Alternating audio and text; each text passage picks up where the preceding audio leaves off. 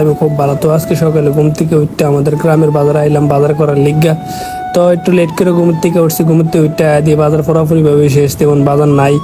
আর যে শাকসবজি যে সাইডে বইছিল শাকসবজিও মোটামুটি শেষ, যাই আছে অল্প অল্প লয় বয়ে লিছে। একটা কথা শেয়ার করি, শাকসবজির যে দাম বাড়ছে সাধারণ জনগণ আর শাকসবজি হয়ে যাচ্ছে না। এই শাকসবজি কিন্তু গেলে যেটা লাগবে এটা মনে করলেন 4টা গরু কিনুন যাইব, 4টা গরু কিনা হন যাইব শাকসবজির দাম। আর মনে করলেন আমাদের বাজারটা হচ্ছে জমিদার বাজার, মনে করলেন বাজারের মাঝখানে মনে করলেন সব রিক্সা ঢোয়াই দিব, মানুষ চলাচল করতে কষ্ট হইব এরকম করে। তো দেখতে দেখতে মনে করলেন আইলাম মাছ বাজার। মাছ বাজার আয়াত দিয়ে আমাদের মাছ বাজারের সাথে আবার মোরগার বাজারও আছে, আবার শুটকেও বিক্রি করে এক সাইডে।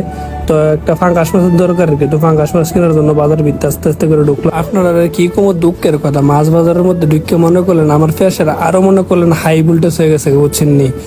একটা ফাঙ্কাসের দাম বলে কইছে 160 টাকা কেজি, বুঝছেন। আমি কইছি 140 টাকা কেজি, হারা দিত না ফাঙ্কাস, এতটাই দাম। তারপরে কি করবো, আর 5 টাকা পারলাম তাও দেনা, আরো 5 টাকা পারলাম তাও দেনা। তারপরে আর কিছু করার নেই। পাঙ্কাস যেহেতু প্রিয় মাছ, পাঙ্কাস আবার সবারই প্রিয় মাছ, কেউ কেউ বলতেছে না যে পাঙ্কাস আসলে প্রিয় মাছ।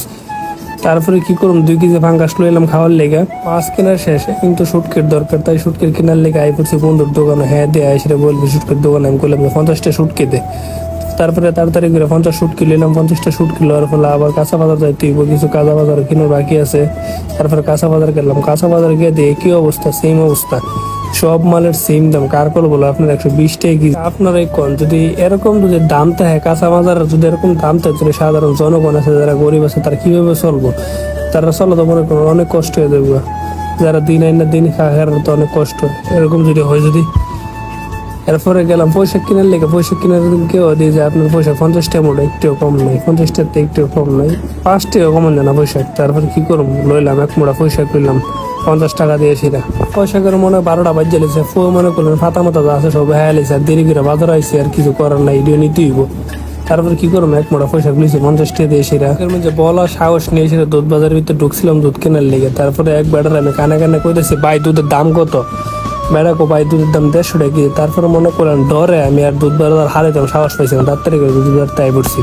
তো ভাবলাম যে একটু জেডি ঘাটের মধ্যে যাই। তারপরে একটু জেডি ঘাটের মধ্যে গেলাম।